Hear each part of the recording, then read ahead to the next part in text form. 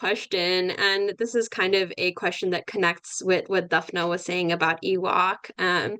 So we know that EWOC was launched in 2020, and it was created to help workers to organize their workplaces during a time that workers were facing multiple hurdles. Um, and a lot of safety concerns, both with the Trump administration and also with the ongoing pandemic. And now we can expect to have more hurdles for workers with the new administration coming in January. An example being we are probably expecting a much worse NLRB, or National Labor Relations Board. So we would love to hear from you all how labor can react to these changes these next 4 years and keep up the organizing momentum. Great. Should I jump in, Prachi? Yeah, absolutely. Okay. Well, first of all, it is really wonderful to be with all of you. I didn't think I was going to be able to be here in person, so just very happy to be with you tonight. My dear friend Carl Rosen, who helped to make sure through UE that EWOC could be a thing for workers when they needed it most. And also, I just want to recognize, as you noted, that this was in 2020. This was in the middle of the pandemic. This is when workers were getting down to the brass tacks of, if we're not safe at work, the paycheck doesn't even matter. And the corporate elite are thinking about us as not just a line item, but that we're exposable. And so I do think that out of that real adversity came some real solidarity with workers too. We had seen an upswing of strikes just before 2020. People were starting to wake up to our power as working people. And I want to say one thing right off the top here with the concerns about what's going to happen with the NLRB and with other potential labor laws, executive orders, all kinds of things. The laws do not give workers power. Workers have power when we stand together and decide to use it. And not a thing turns on this earth if it's not for working people. So if we understand that, and we understand that they're going to put as many hurdles in our way as they can, the NLRA doesn't necessarily work for workers today. It is the product of mass strikes in 1934, some of the biggest strikes we've ever heard about. And that led to corporations wanting to have a law that would give more stability for them, more stability for business, more stability for solving disputes. So let's recognize that while it was workers rising up that gave us any kind of worker rights at all, that came because we caused such a stir for the corporate elite. We made it so difficult for them, and the risk was too great that they would continue without any kind of order, that's where the laws came from in the first place. So as long as we're standing together, and I'm the president of the Flight Attendants Union, the Association of Flight Attendants, CWA, and that is a craft-specific union, but I have learned very well in the last 28 years as a union flight attendant that being the president of this union, I cannot do the job that flight attendants want me to do if I am not linking arms with other workers, lifting up other workers, because what we saw very clearly in the airline industry after 9/11, when they came after our contracts, when they came after our pensions, when they attempted to shift all of the costs of healthcare to us, when they tried to decimate retiree healthcare, when they went after the 8-hour days that we won in 1946 as a product of 80 years of workers fighting before that and fighting through incredible violence in order to have some kind of semblance of ownership of our own lives and our time. They came after all of those things. And what I saw standing out on the picket line with other workers and other strikes is that the exact same things had happened in every other industry. So when it is true that an injury to one is an injury to all, because it sets a template for the corporate elite to try to achieve everywhere else. Capitalism does not care about people. There is no humanity in capitalism. We talk about democracy. The only place we truly have democracy is workplace democracy. We can build it up from there. If we start in the workplace, the politics will follow. I don't care who the party is. If the workers are strong, understand our power, understand that we have to stand together, and understand that social issues are also economic issues, we can build a strong movement that is strong enough to win, even if we don't have laws that say that we can officially be identified as a union. When we stand together, and the biggest and strongest form of this is the strike, withholding our labor. But the fact of the matter is that if workers all do something together, I tell flight attendants this all the time, and I've seen management actually shudder at the thought. But if we just had a talk like a pirate day, and every flight attendant across the industry is talking like a pilot, haha, like a pirate, then we're showing that we're ready to take action together, and that is what terrifies them. So we have a lot of power in this moment, and we have to recognize that. And then I just want to give a tip of the hat to the flight attendants at Delta Airlines who are fighting against a union busting company from the 1940s. Most of the organizing in the airline industry happened in the 1930s with the pilots. The rest of the airline workers in the 1940s, at that time, Delta, a Southern-based company, decided that they did not want to be union.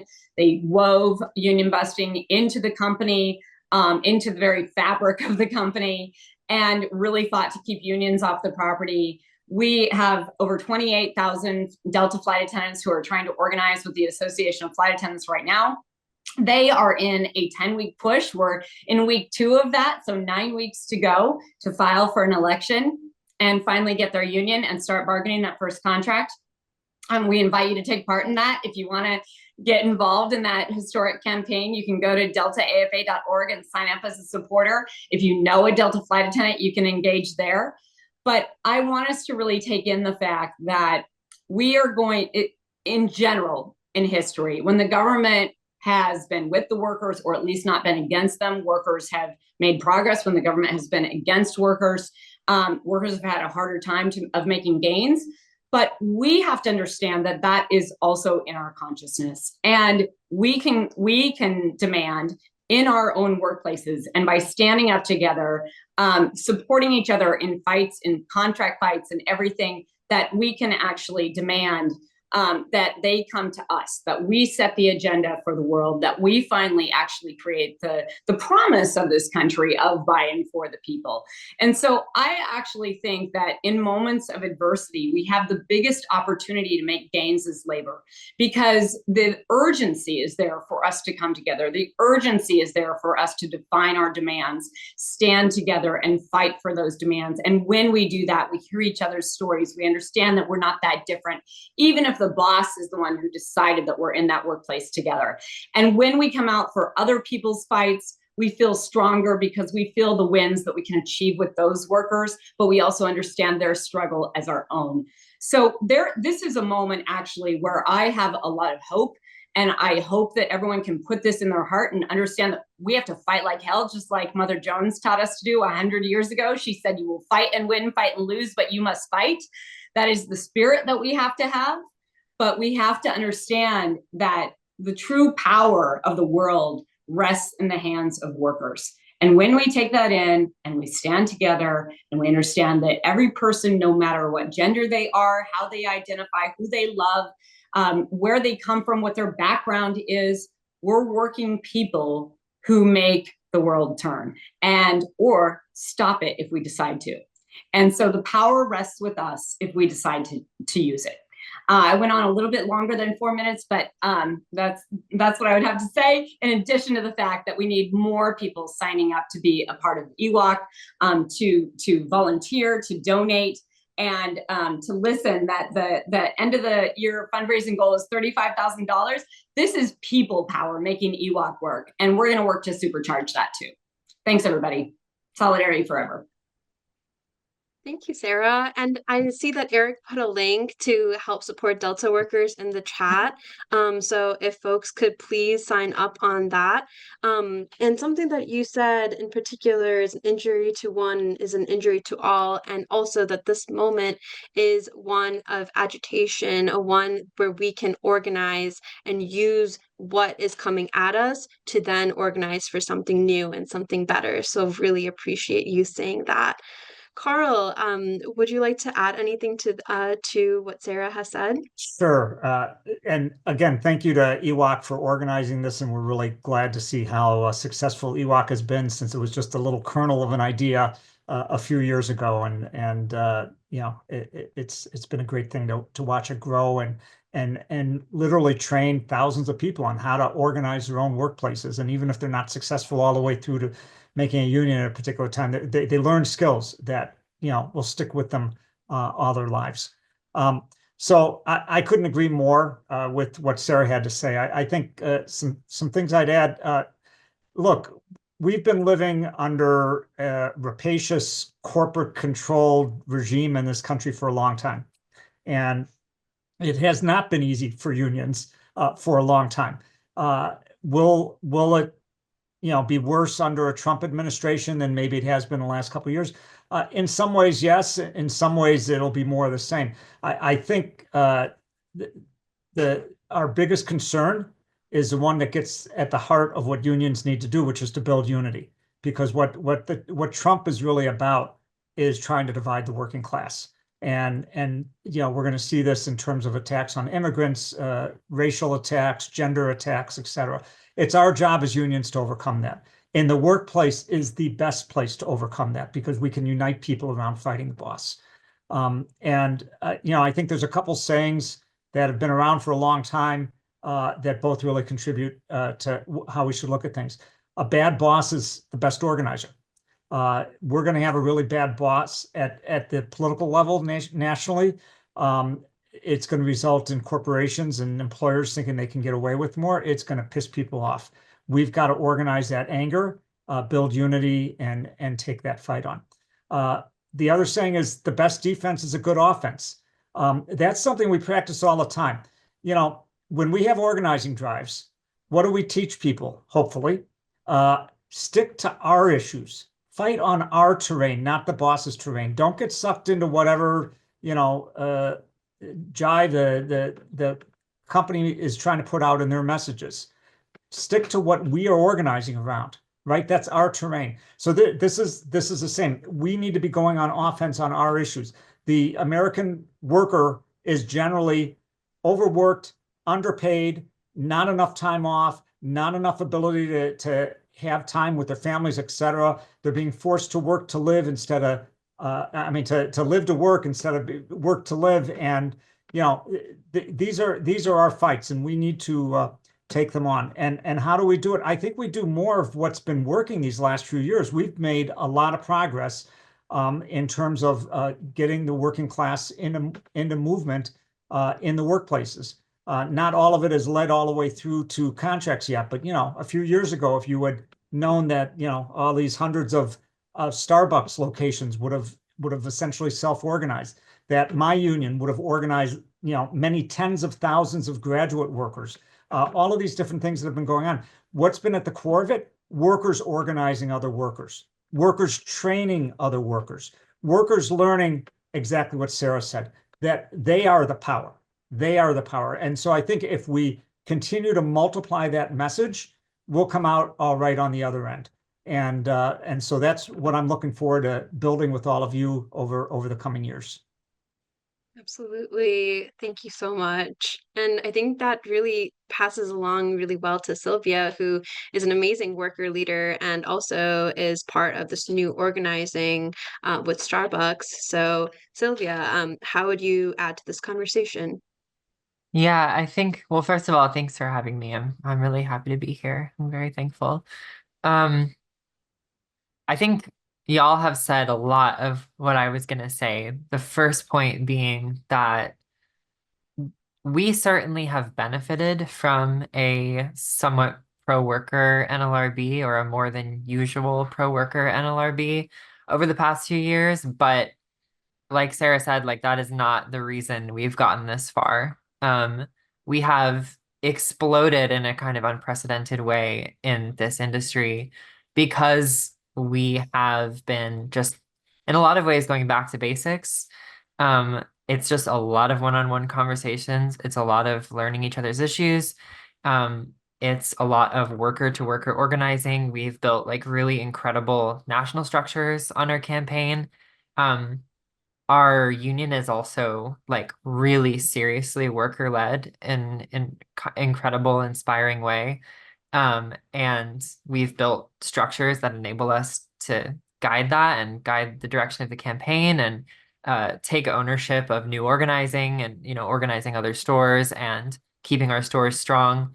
We also we are an extremely strike happy campaign. And especially in the first few years, um, most workers don't strike. Like most union members don't ever strike. And here we have, people sometimes working their first job or, often like college kids going out on a fucking picket line.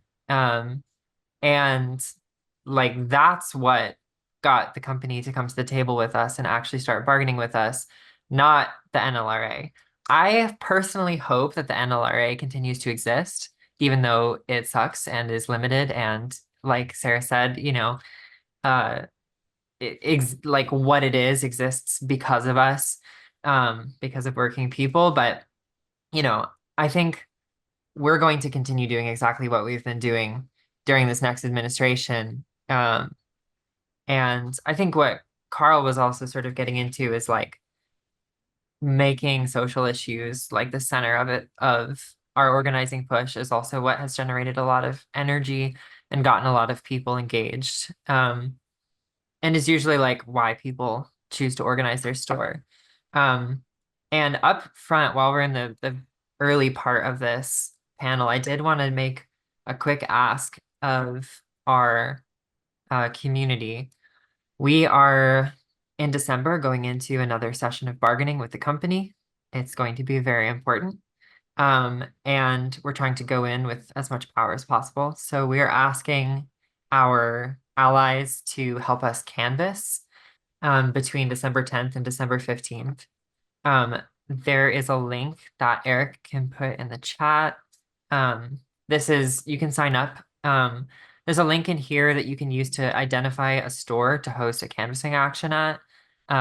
If you put that into this form, then you'll be provided with all of the resources you need to carry out that canvassing. So we would really appreciate it if y'all could help us out in that way. But yeah, I think, we're going to keep building power the way we've been building power this whole time. And I too am quite optimistic. That's awesome. And I think some things that you really pointed out actually really fall into something that Cecilia also works on is something about multi-social issue campaigns, right? And so, Cecilia, would you like to talk a little bit about how that can fit into our organizing strategy moving into the new month? Yeah, for sure. I do want to say that, I don't think necessarily we should care about reversing the trend of the Democrats losing, because in fact, it does matter which party we follow. The Democratic Party mediates capital-labor relations, but they're not on our side, right? So they have helped rig the game in favor of their masters. Ask the workers in the Southeast, or immigrant workers, or Uber and Lyft drivers who I've had the honor to work with, if either political party is on their side. So one of the main reasons that we are here right now in this moment is because decades ago, our priorities in the labor movement shifted, and in the working class movement as a whole shifted from concentrating on having the working class fight as an independent force for true political power, to individual unions begging the capitalist class for rights, right? Or for crumbs, right? We went from like revolutionary hope to accepting defeat. And it is important to mention that this is key, right? Because we're not going to be building a fighting working class movement if we keep undermining whole sections of workers. As some folks mentioned, when the NLRA was introduced, there were a lot of strikes happening. But one thing that is also important to mention is that the working class was organized as an independent force and was taking independent action, and there was real threat of the workers taking political power. So these and other like New Deal policies were put in place as a form of compromise to keep specifically white workers complacent and willing to break solidarity and scab on other workers. And so this effectively sabotage class struggle. The working class lost its political independence and has been subjugated since then to the Democratic Party, which is a capitalist party antagonistic to the working class. And the fact that they were able to do that speaks to the internal contradictions at the time, and that's on us. And that's also important to mention that the ruling class was able to accept this compromise because it could afford it, because they were able to extract massive amounts of super profits from the global south. And since then, the main strategy in labor has been to accept these crumbs of our class enemies at the expense of the most exploited workers domestically and internationally. We took these crumbs and stood aside as the terrorism against Black workers continued. We took the crumbs and stood aside as 2 million Mexicans got deported. We took these crumbs and stood aside as the US coup and imposed right-wing dictatorships across the globe, and in some cases, even helping them, like the AFL-CIO partnering with the CIA to suppress labor and left-wing political movements in Latin America, Africa, and Asia. And now we're living in the consequences. So, this country is no longer able to imperialize as it used to. Every coup attempt is currently failing. Colonies and semi-colonies are fed up and rising up, and the ruling class cannot afford to compromise anymore. To maintain its grip on the economy, and it has to reindustrialize and increase the exploitation of people domestically. And so workers are going to continue to rise up. And we have to choose which trust do we want to have. Do we want to have the trust of the workers, or do we want to have the trust of the exploiters? Because we cannot have both. Let's think about, we don't have to romanticize the times before the NLRA or imagine what it will happen, or, if we had to organize without it. Like, this is already a reality for a significant portion of workers, such as Uber drivers, right? Who have been left out by the majority of labor unions and have no choice but to organize outside of the NLRA, with some unions even scabbing on them, taking money from Uber and at their expense. But they're still building democratic unions and engaging in militant action because unions have existed since before the NLRA. So the real question is whether, are we ready to practice real solidarity again? Are we ready to remember what class we're supposed to represent? Are we ready to sacrifice our immediate self-interest so the aspiration to build actual working class political power is a possibility? So, yeah. Thank you. I think something that you really bring up is so important, right? Where there are these crumbs that we're getting, but at the same time, those crumbs have been helpful in, for example, organizing certain kinds of unions, but at the same time, we are still facing imperialism, where there are these resources, people that are outside of the United States that are being exploited, and for the sake of what in the US. So I guess this kind of leads into my next question, and I know that it is 9. I'm sorry, I'm on PST time. So Sarah, if you need to head out, that is totally okay. Do you have any closing remarks that you want to make, and then I can move forward with a question about imperialism? Prachi, thank you. No, I mean, it's so great to hear from everyone here, and it's an honor to be with all of you. We're in the fight going forward, and that's what we have to do, is fight every single day. So keep it up. I'm sorry to leave now, but I want to just express that that solidarity is a force stronger than gravity. And if we take that on our hearts, it'll lift us up, and we can win with that. So solidarity to all of you tonight and forevermore. See you soon. Thank you. And everyone, remember to click on the link for the Delta workers in the chat. Thank you. Yes. Let's go do it. All right. Thanks. Good night, everybody. Good night.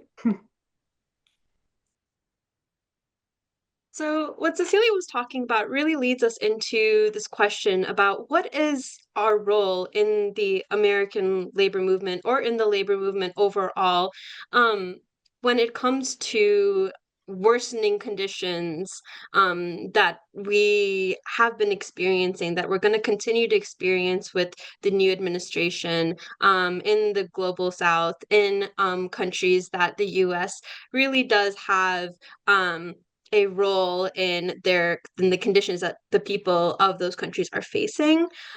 So the question is, what is our role as labor leaders? What is our role as people in the labor movement when it comes to that?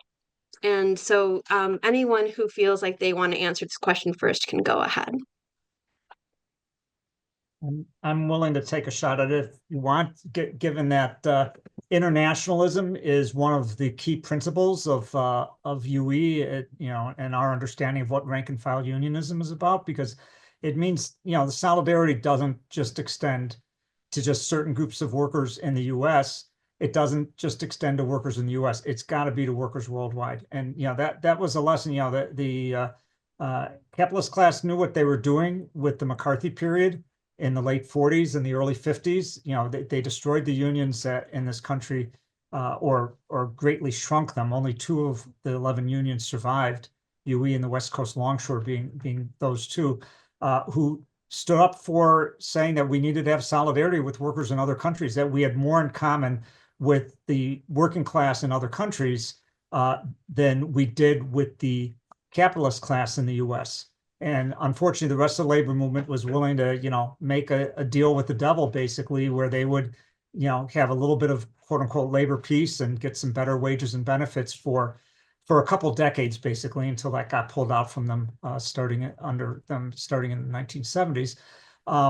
And that deal was to let American foreign policy, whether it was, military or diplomatic or CIA or whatever else, go about the job of undermining any situations around the world where workers and labor unions were starting to get the upper hand, and instead to make the world safe for American corporations to move jobs from the U.S. wholesale, or to just create their own empires in these other places.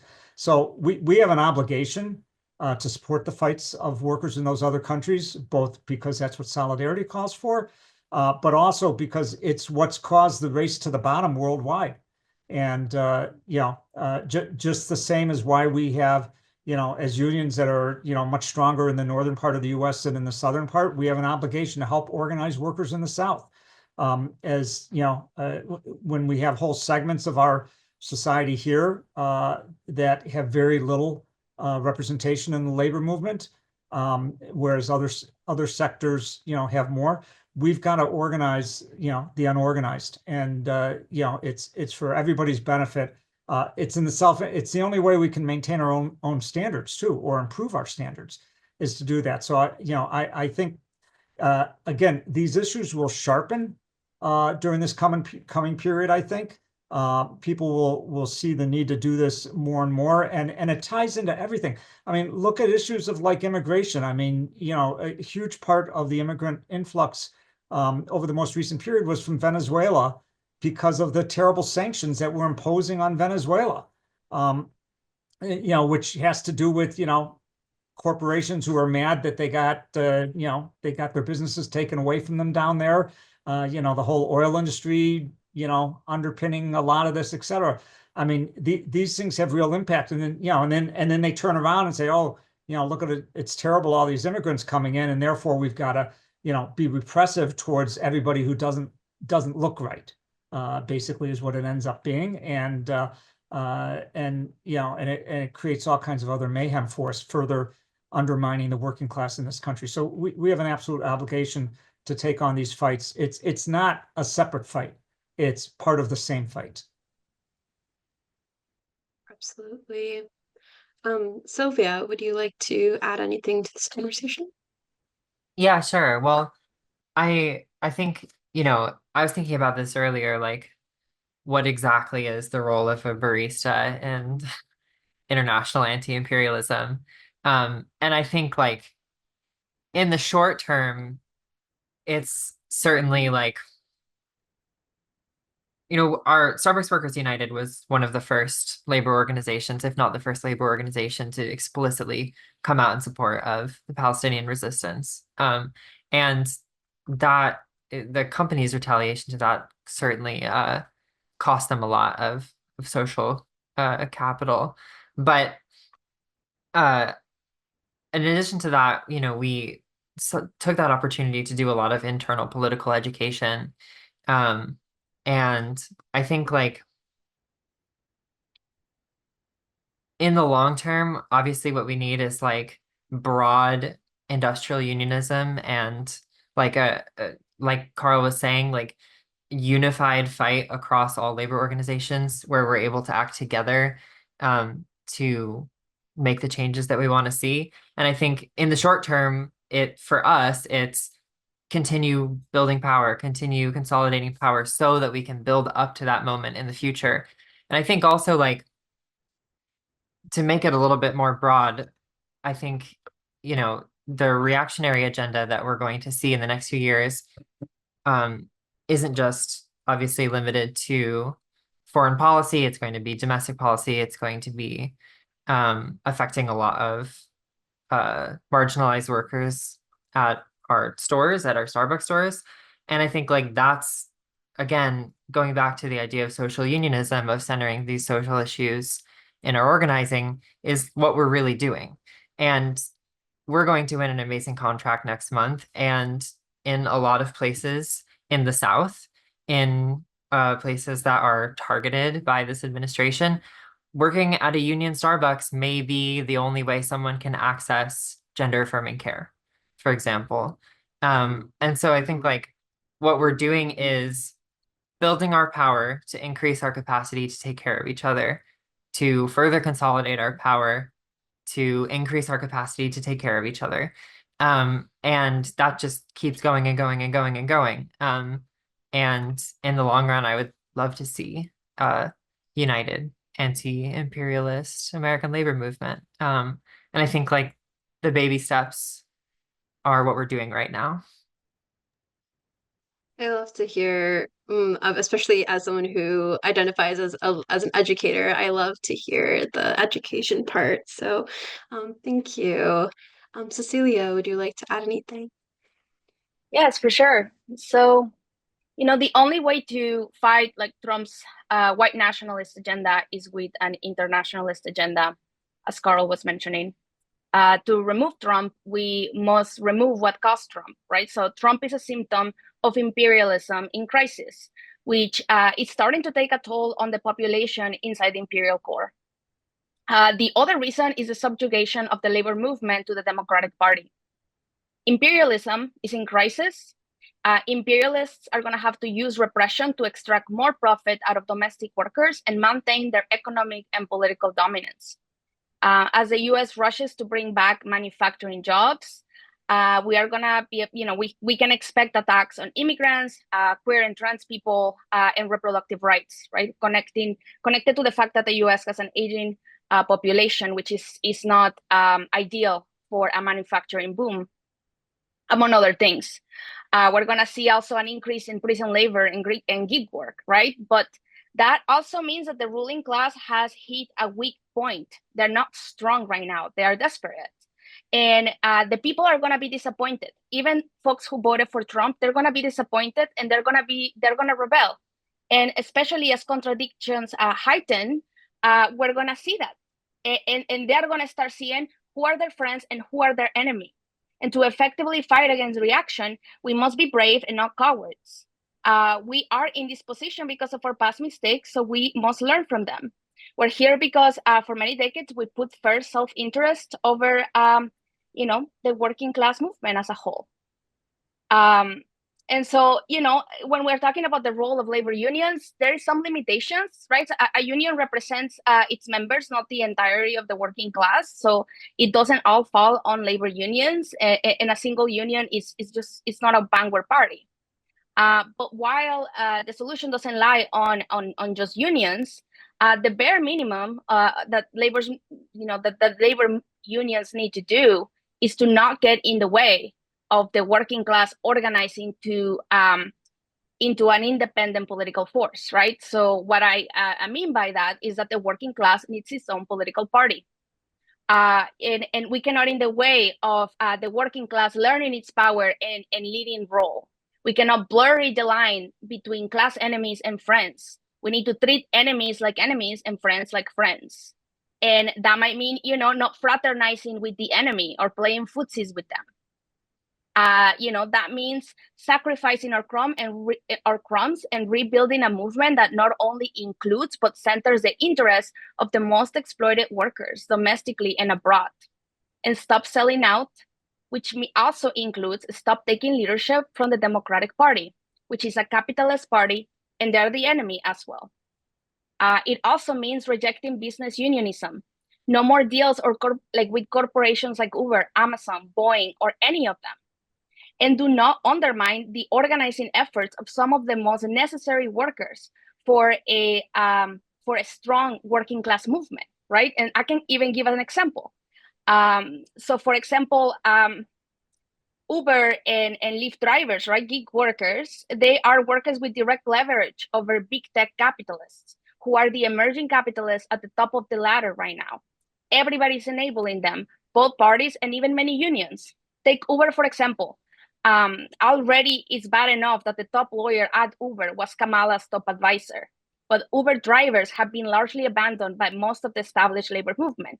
Some unions are even making deals with Uber to establish company unions and pass state ballot initiatives that undermine Uber driver organizing and take rights away from gig workers.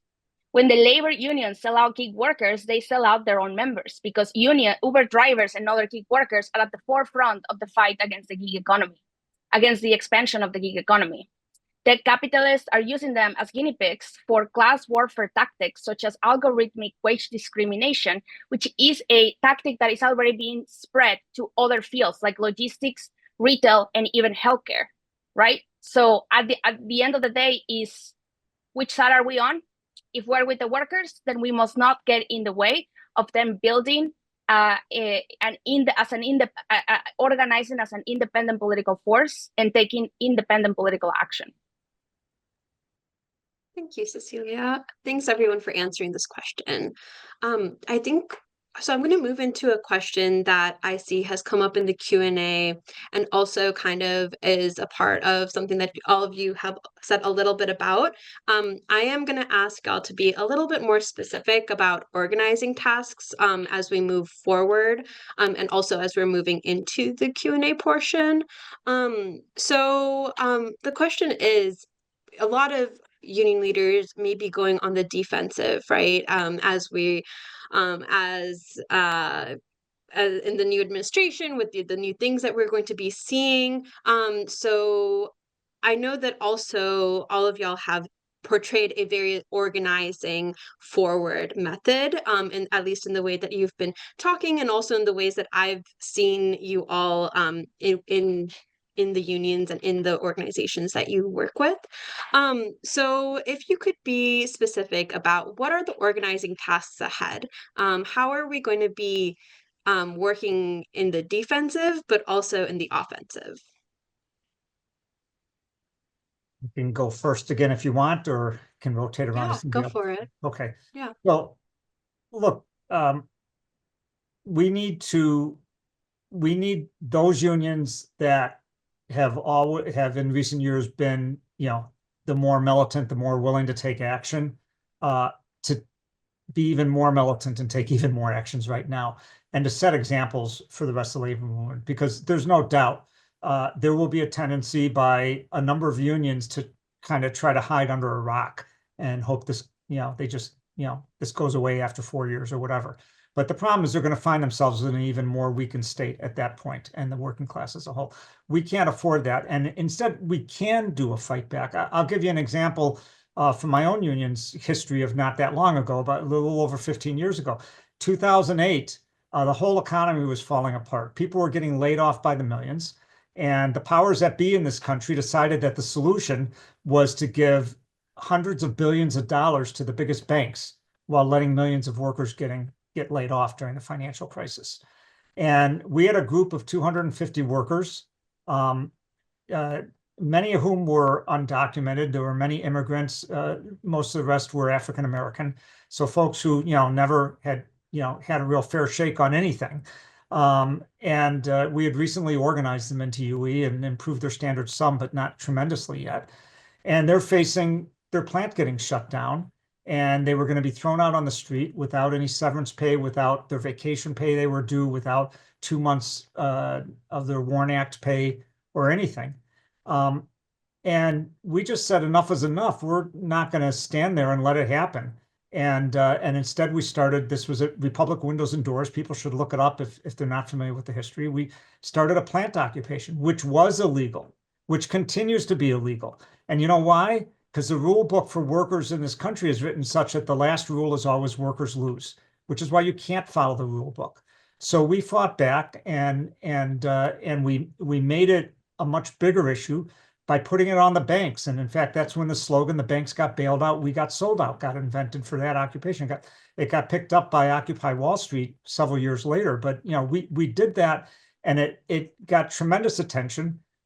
People started, picketing Bank of America all across the country, sitting in their lobbies in different places. People we didn't know were inspired. They were getting arrested in support of these 250 workers in Chicago. So it shows what can be done with that. And the workers won. I mean, they got over $2 million in pay to them that otherwise they wouldn't have gotten. And in fact, even the plant even reopened again at some point, and then a piece of it has continued as a worker-owned co-op to this day. We hoped it would inspire others in the labor movement to do similar fights. A couple other unions picked it up a little bit, not nearly enough. Unions were under so much pressure, unfortunately, that a lot of them didn't take it on. But it did become, I'm firmly believe that it helped inspire Occupy Wall Street, which then led to the Fight for a Fair Economy and Fight for 15 and all of these things that put the tremendous wealth and income inequality in this country on the front burner. So I think we need those unions and those workers who are willing to take on a militant fight to just do it and get out there, and they will find massive public support because the vote that we just had in November wasn't to rain hell on working people. It was a protest against the fact that this economy is not serving working people, and so we need to take advantage of that understanding by working folks in this country and go on offensive on these things.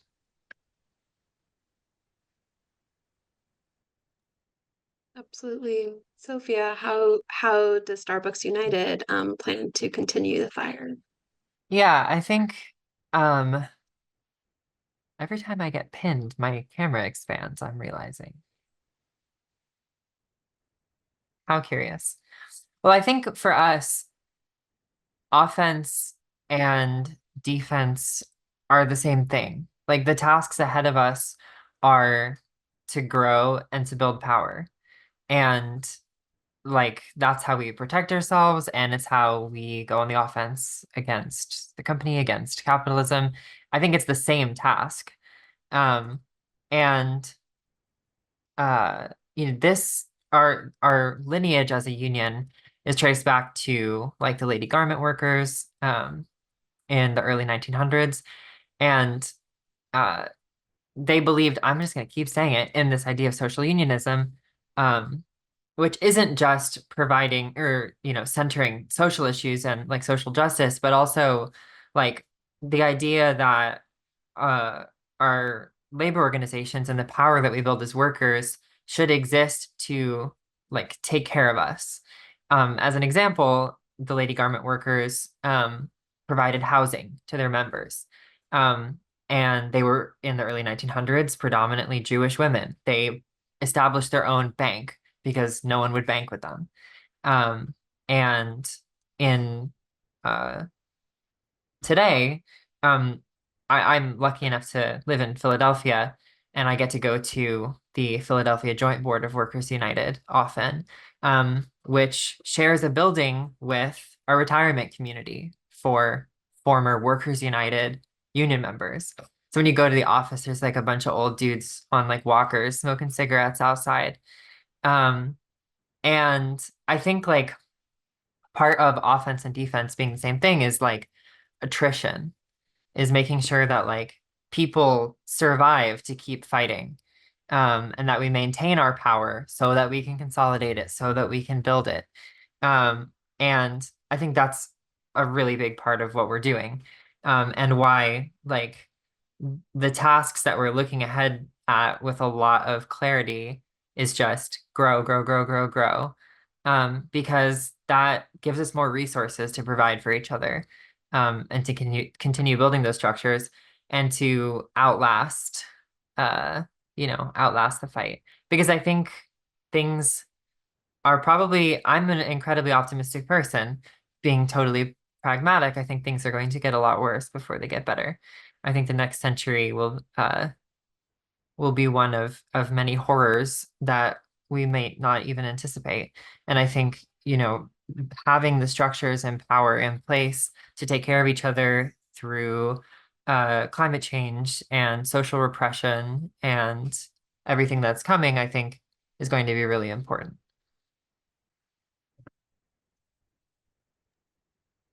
Sophia, what you said, it was really important thinking about the longevity of movement building and how it's really important that we are concentrating on the whole worker and not just on specific like union wins, yes, but also thinking about how that can add to the long-term strategy when you're really thinking about how we are incorporating other forms of care within our organizing. So really appreciate that. Cecilia, how do you see in this, in particularly in your role and in the South, how do you think what are your organizing tasks ahead? Yeah, I mean, when we say like, how do we defend ourselves or our rights? Like, I always think like which rights do we mean? Especially as somebody that is organizing in the South, right? In 2023, only 10% of workers were represented by a union, and 1 in 7 organizing rights ended in a contract. When we look here in the South, unions are practically in the single digits, right? If we look at industry like construction and manufacturing, and like highly exploitative industries, the federal government has always been hostile to any meaningful union activity since the Taft-Hartley Act, as Carl was mentioning. And as I've mentioned before, the Democratic Party is not on the side of the workers, and workers in the South know this very well and have known this for many years, as the Democratic Party hasn't had a chance to win in a state like Tennessee in decades, right? They know that this is not a party that truly represents the workers and are willing to give such a hostile and white supremacist party like the Republican Party a chance. And, as the US loses hegemony and rushes to reindustrialize, and as somebody in the South, I often think about reindustrialization, as we know that this is where the plans are coming. Elon Musk is building the largest supercomputer in Memphis. So many other, big tech companies are building massive supercomputers in Memphis and establishing offices in Nashville. And to give you an example of like just how exploitative, how horrible these industries are, the supercomputer that Elon just basically imposed on the city of Memphis is going to be spending 1 million gallons of water a day. And there is more supercomputers that have just been announced that are going to be building there, right? So the South is going to take a lot of the short end of the stick, as you will say. And so, Trump is just the symptom of the US losing hegemony, rushing to reindustrialize and exploit the domestic labor force. As this happens, the working class will realize, right? So, Trump is saying that he's going to put 100% tariffs on a country like Mexico. And people are applauding that, but they have no idea that the industrial jobs that left Detroit are not going to be the same industrial jobs that are going to come back. It's going to be highly exploitative jobs. It's going to be jobs that use tactics such as algorithmic wage discrimination, that pay less for a lot more work. And we're just going to see higher levels of exploitation. We started to see already an expansion in prison labor, which is by definition slavery, independent of the amount of pay that incarcerated people receive. We're going to see more repression and more spontaneous uprisings and discontent. And so there's like really two options in the time being. either we help the growth of fascism and the stability of fascism by accepting deals with the ruling class and scabbing on other sectors of workers, or we align with the majority of workers by rejecting business unionism, detaching from the capitalist parties, and let the working class, once again, I'm going to say, organize itself as an independent political force. This means that we need to stop prioritizing self-interest, and we need to ask ourselves, do we actually want the working class to have political power, right? And if we, because that is what it's going to require. If we do, then we must unite with others who believe the same, and then take a look at the big picture, right? Because the power to win is already there. It's workers that need to realize their power, realize their role, and they need to know that they're able to do it and that they must do it.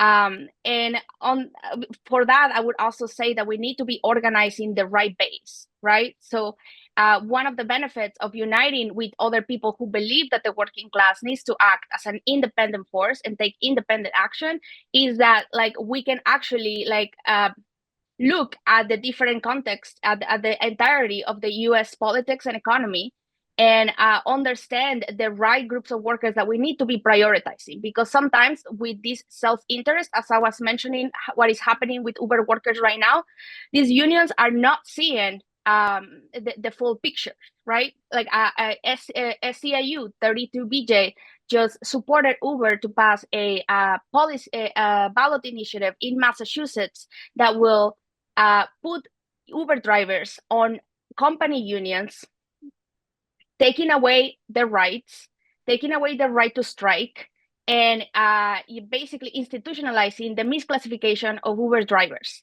When they're doing that, they are messing with the entirety of the working class, because the gig economy is coming for our jobs too.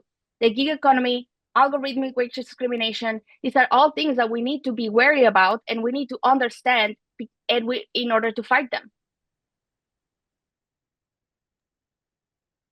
Thank you. I think this relates really well to a lot of the questions that we've been getting in the Q&A. And if you haven't put a question in the Q&A, feel free to do that. We'll be moving towards that for part of the conversation now. So really appreciate you all putting your questions in the Q&A. So something that came up, and it's related to figuring out how to work together and particularly build political power, is a question about the UAW. So I'm just going to read out the question. So what about the UAW President Shawn Fain and his call for May 1st, 2028 to be the date for many contract expirations and joint action across the working class, up to including a general strike? This would also be the next presidential election. What do you all feel about that? And I don't see this as particularly a question, but would love to hear what your thoughts are. What a great idea. If only a contract were about to be finalized, where such a decision could perhaps be reached. I think it's a really good idea, and we'll have to see how it shakes out. But I don't know, I don't want to speak about it in too much detail about the internals of our bargaining, but I think it's really smart. That's all I wanted to say about that.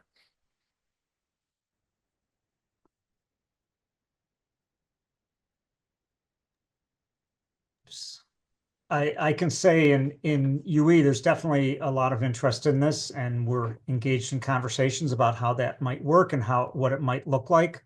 But both the idea of, workers having joint expiration dates, kind of giving everybody more initiative, more momentum, more ability to support each other in these fights, in order to win additional things in their own contract fights. But also the question of being able to, I think there's an interest in being able to put political demands on the table. What if one of the demands that day was for Medicare for all, single payer health insurance, trying to center that as a key demand for the November elections, independently speaking out on the issues that matter to working people. And being able to take that off the bargaining table, for example. There's a lot of other issues like that we can see. So we'd be able to influence the body politic in this country, and the nature of the debate. There's there's lots of complications with it, and getting everybody's, getting a lot of different bargaining dates, contract expiration dates lined up with that is easier said than done. I suppose there'll be a question also as to whether there'll be places where people can strike, whether or not they have a contract expiring at that time. I mean, what I would love to see is the point where we can get a lot of folks who aren't under contract, which is obviously, 90% of workers in this country, to be able to jointly, take a day or more off of work to make those points. I mean, if you look back at the huge demonstrations by immigrant workers in the 2005-2006 period, those arguably were the closest we've had to a general strike in this country since probably the 1940s, and we've never had a complete general strike. But we had huge numbers of factories in the Chicago area, for example, that just shut down because everybody was going downtown. When you have 500,000 people in the streets, that means there's a lot of people who aren't working. So, and the great bulk of those folks, again, did not have a union, and they weren't striking against their employer necessarily. They were striking against the economic system and what was coming with it in terms of the discrimination against immigrants, et cetera. So if we can generate that kind of activity on May 1, 2028, and I'm sure there will be plenty of issues, I think that would be a great thing for the labor movement. I take my hat off to the UAW for putting that kind of inspirational idea out there that the rest of the labor movement and unorganized workers and social justice organizations and everybody else has to figure out how to fill that out now over the next 3 years. I think it's a challenge to all of us. And I agree that building the strike muscle is important, and it's been a long time since we've see it at such a large magnitude. I also would like to, I will have follow-up questions in order for me to be able to get excited by it, which is, what is the kind of goals that we're doing it for? Striking is good, but what are the specific demands? Like Carl was saying, there can be political demands. It is, I am in general in favor of the working class learning how to strike, not just for what we know as bread and butter issues, but also as as a mechanism that they can do, just like the immigrant workers did in 2005. That was a political strike, which we definitely need to bring back. But also, once again, a strike is a tactic. What is the goal of the strike? Whose leaderships, what interests are going to be centering the process? That's also something that it will be good to know before having an opinion. And if I can add one thing to that, Cecilia, thanks for sparking this thought for me. I don't know how much folks are following things in Korea, but a right-wing president there tried to declare martial law, have the military take over and keep himself in power in that way, basically because he'd become so unpopular that he was afraid he was going to get forced out of office. It failed, fortunately, yet he's still there in office, and everybody wants him gone. One of the two main labor federations in Korea, the Korean Confederation of Trade Unions, has called for a general strike. They are asking all of their affiliates to go on strike until he leaves power, until he leaves the president's office. So there's plenty of countries that take this kind of thing on. I mean, when we were afraid in 2020 that Trump was going to refuse to leave office after losing the election, there were serious conversations within the labor movement here about could we pull off strikes if we got to the point where he was, using the military to keep himself in power, which is probably what it would have been, essentially what that would have looked like on January 20th of 2021. Not that it was critical to us that Biden come in as much as that how whatever the shortcomings of electoral democracy in this country, having no democracy at all will be worse for working people. And so we those conversations were going on. could we have pulled off something like they're doing in Korea? I don't think so. Do we need to be thinking about generating the kind of power and political analysis in the labor movement that we can? That's what we need to be thinking about. So thank you so much, Carl, Sylvia, and Cecilia. We have one last question. If y'all can just give like a 1 to 2 minute response to it, just so that we can have closing remarks by Daphna, and then we can be able to end the Q&A on time. So the last question, and sorry, we kind of mixed a bunch of y'all's questions up to make sure that we can have something for the end. So really thinking about folks that may not have the legal right to unionize, or, that right gets taken away.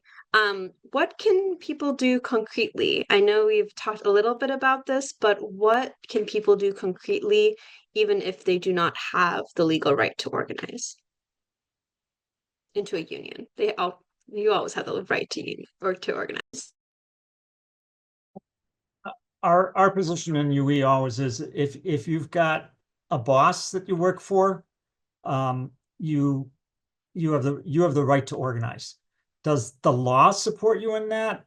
The particular law that we have right now, that makes a difference in terms of tactically how you operate.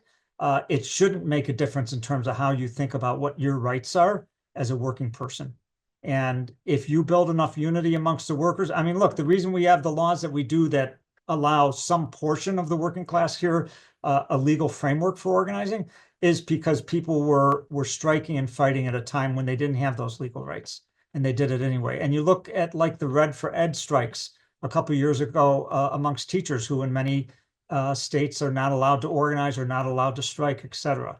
So those are things. So, they need to organize just like everybody else organizes, by talking to each other, training each other, workers organizing workers, and figure out where are the points of leverage with their employer, and carry out strike actions if they want. In many ways, you've got more power to strike and do things when the law doesn't cover you than when the law does cover you. And they just need to take action. They need to do it in such a way, though, that it causes the employer a lot more pain than it causes them. That's when you win, when the employer is afraid of you. And there's just basic organizing that goes into that. I think, oh, Cecilia, did you want to go?